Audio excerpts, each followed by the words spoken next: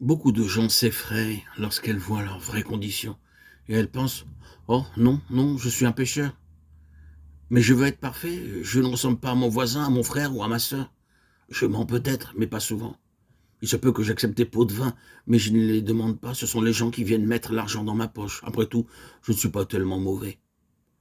Aux yeux du Seigneur, tous les péchés sont également mauvais. La souillure d'une plaie peut provoquer la mort.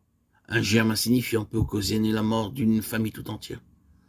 Vous remarquerez que si une personne a la grippe, toute la famille deviendra malade.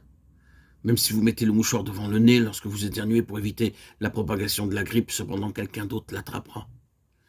N'importe quel péché produit inévitablement un effet destructeur et effroyable. Seule la lumière de Dieu pénétrant en nous peut libérer du tort causé par nos pensées, nos paroles ou nos actes.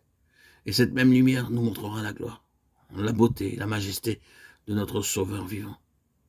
Lorsque les hommes découvrent nos péchés, ils le font pour nous confondre. Mais la lumière de Dieu dévoile nos péchés pour nous aider à les confesser, à les éliminer. Nous avons l'assurance de la prophétie qu'il ne nous est pas nécessaire de nous rendre au sommet de la montagne pour voir sa gloire. Partout où nous soyons, nous pouvons voir sa gloire et sa beauté. Ce n'est possible que si la lumière divine pénètre en nous et que nous recevons la parole de Dieu dans notre esprit. Si vous voulez recevoir la lumière de Dieu, croyez avant tout dans votre cœur que de la Genèse à l'Apocalypse, la Bible est la véritable parole de Dieu. Même si nous ne pouvons pas toujours comprendre ce que nous lisons, il n'en demeure pas moins vrai que c'est la parole de Dieu. Elle ne peut pas changer. Elle n'est pas l'objet d'une interprétation particulière, car de saints hommes de Dieu ont parlé, animés par le Saint-Esprit. Écoutez et lisez la parole de Dieu avec respect, révérence et foi, et continuez ainsi en disant pas après pas: Seigneur, parle-moi par ta parole. C'est de cette façon que vous pouvez apprendre à entendre la voix de Dieu. Frère Bassing nous dit: j'ai été convaincu à la première lecture de la Bible quelle était la parole de Dieu.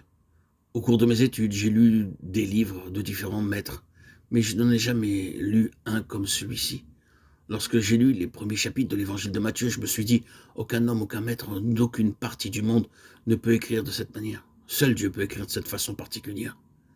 C'est la raison pour laquelle j'ai dit: Seigneur, je respecte ce livre, c'est la parole. Veuille m'enseigner et me parler par ces pages.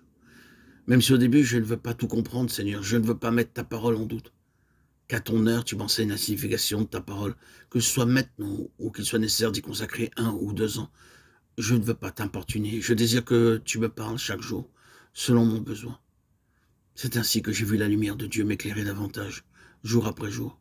J'ai découvert d'une part ma corruption intérieure, d'autre part sa grâce abondante pour me pardonner et pour me laver, mais aussi la façon dont il a pourvu à tout pour me venir quotidiennement à l'aide dans mon besoin.